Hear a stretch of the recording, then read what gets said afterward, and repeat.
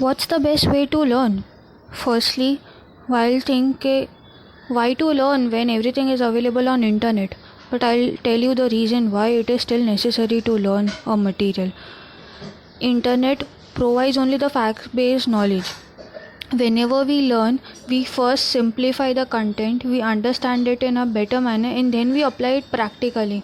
So every time when you're working in a career or when you're studying as a student, you can't just every time refer the fact-based knowledge, follow the whole process of simplifying it, understanding it, and then applying it. If we do every single time the same thing, it takes a lot of time. So that's why if we learn it in the manner which we want to, that way the way we simplify it, that's why it's really necessary to learn. Learning is essential. I'll give you 3 steps to learn anything. From giving so many attempts, from failing so many times, now I have really succeeded in my career, and I'll literally tell you this thing works.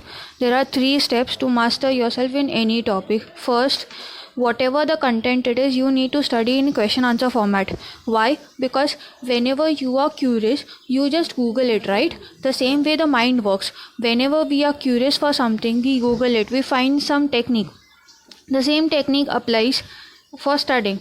Whatever content is there in your material, make it in question answer format. If you don't understand what and how to do that, first refer the past questions which are given in the material at the end of every chapter. Afterwards, see the question answers which are covered in the past papers. In that way, convert your syllabus into a question answer format after you are done with one reading. Okay, once you do it in study question answer format, then we need to use a review app. That's an app for overcoming forgetting curve, and then it is practice testing. First of all, what is forgetting curve?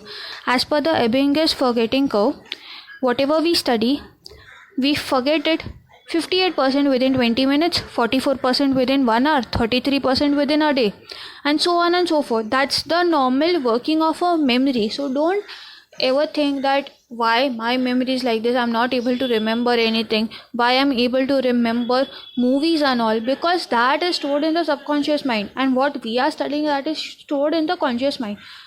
We need to transfer the memory from conscious to subconscious.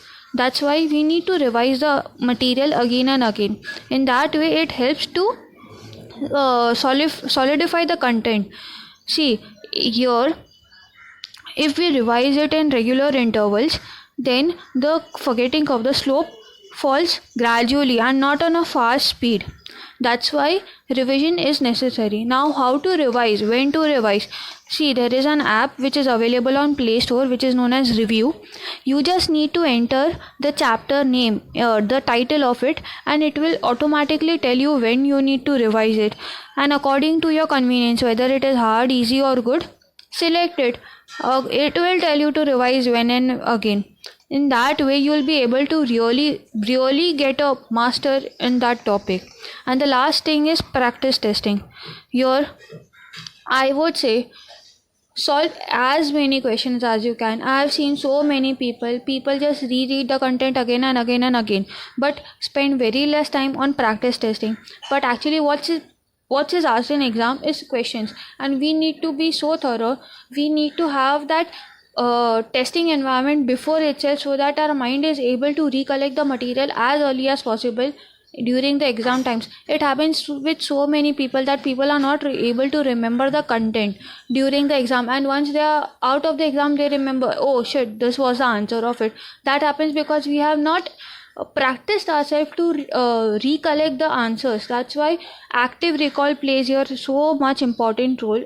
It has been, as per so many researchers, that active recall is the best way to do any material, to learn any material. That's why active recall means you read the content, then you refer.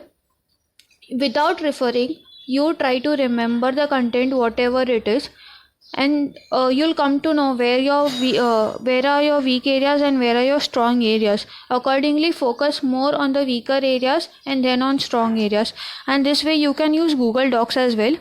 Here I have highlighted a content. I write the questions on the left side, and on comment section I write the answers comment section, I write the answers.